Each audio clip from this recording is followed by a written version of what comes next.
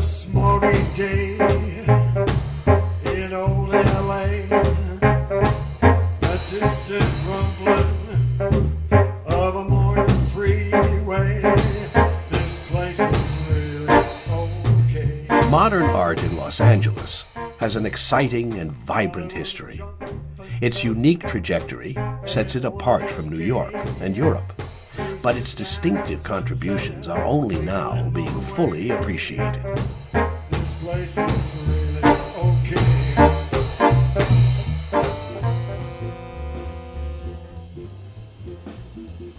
Pacific Standard Time, a project 10 years in the making, encompassing over 70 cultural institutions across the region, highlights the rich artistic production of Southern California, bringing into focus LA's role as an international center of creative energy and innovation.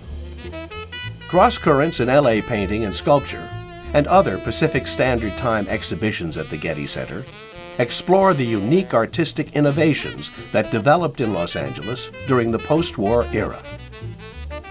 Los Angeles is the birthplace of many of the most influential art movements of the second half of the 20th century.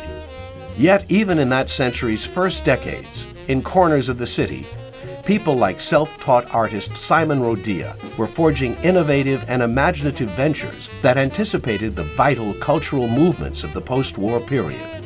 He put pieces of glass together, how he put bottles together, and he had some wet cement and he didn't know what to do, so he imprinted his tools in there. I didn't think of it as art. I didn't think, I didn't know what really art was, except that I had crayons and we drew. But it was just like that kind of freedom to make something out of nothing. As Rodia's towers rose in watts, a number of world-renowned architects were designing buildings that would come to stand in the minds of many for modernism in Southern California. In the years following the Second World War, there developed in the region a number of significant and vibrant art forms distinct to Los Angeles, including large-scale ceramic sculpture and hard-edge abstract painting. Under the banner of abstract classicism, painters such as Carl Benjamin, Lorser Feitelson, Frederick Hammersley, and John McLaughlin created paintings dominated by geometric abstraction, marked by the use of clean lines, bold colors, and the dynamic rhythms of interrelated forms. Abstract classicism. We only were happy with that word because it gave us a name, made it a product, brand. At Otis Art Institute, under the tutelage of Peter Volkus, there developed a strong community of artists that included John Mason and Ken Price. Well, Ken decided that it was easier and more appropriate for him to not be locked into the ceramic tradition. That did two things. It outraged the ceramic purist, and it gave the one who said that's only ceramics, said, no, now it's art because he used paint on it. They dedicated themselves to stretching the boundaries of ceramics, developing the medium from a traditional craft into a significant sculptural art form, creating ever larger and more ambitious works, and experimenting with glazes and industrial sprayed lacquers. Other artists in Los Angeles looked to their immediate surroundings for inspiration and for materials. Many began to make art out of things that they found in their own backyards, on the beach, in the streets, even in the local junkyard.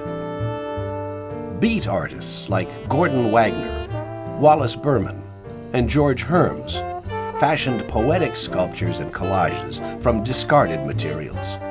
They drew their inspiration from surrealism, jazz, and the beat poetry scene in Venice. If we go back to the 50s, there's a glut of materialism. The spiritualists forget it. Everybody's just in it for the latest car, the latest whatever. So there's a kind of a philosophical wagging of the finger that these things are being thrown away. There's still life. And even though they don't function their original reason for existence is no longer applicable. They still can be raw materials for a work of art.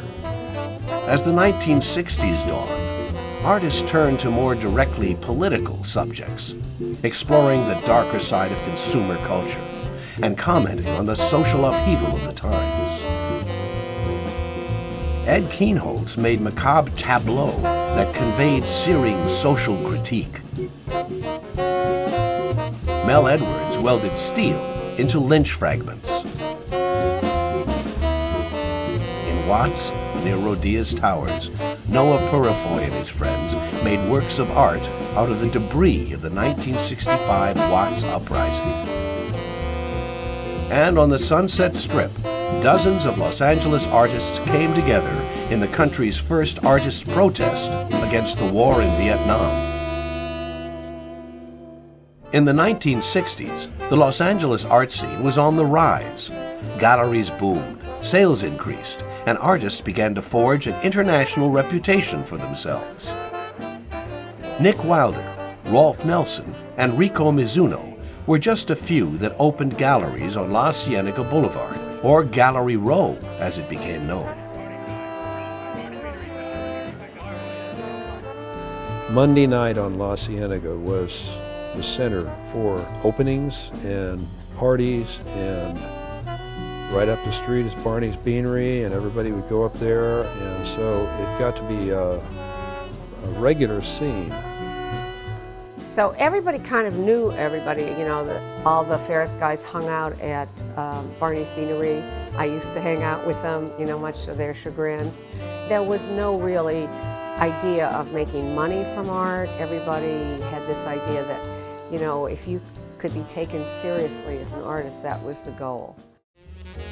Art Forum, the art magazine of note, relocated from San Francisco to Los Angeles to an office above the legendary Ferris Gallery. Los Angeles gained a reputation as a center of pop art on par with London and New York.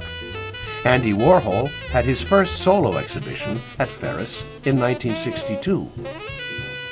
At the Pasadena Art Museum, Marcel Duchamp had his first ever retrospective. The museum's curator, Walter Hopps, the former director of Ferris, also mounted the first exhibition of pop art, New Painting of Common Objects. It showcased the work of Ed Ruscha and Joe Good, who drew inspiration from the urban landscape of Los Angeles, with its roadside signs and bold graphic images. Other artists, such as Billy Al Bankston, John McCracken, and Craig Kaufman, utilized the new materials and technological innovations of the region's surf, motorcycle, and custom car cultures, as well as its science and aerospace industries.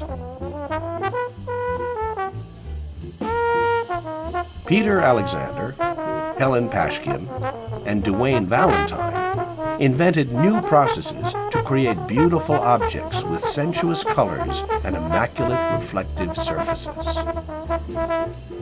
All of us utilized these materials. When we were able to, we would work with the chemists, trying to find out how the materials behaved under different circumstances.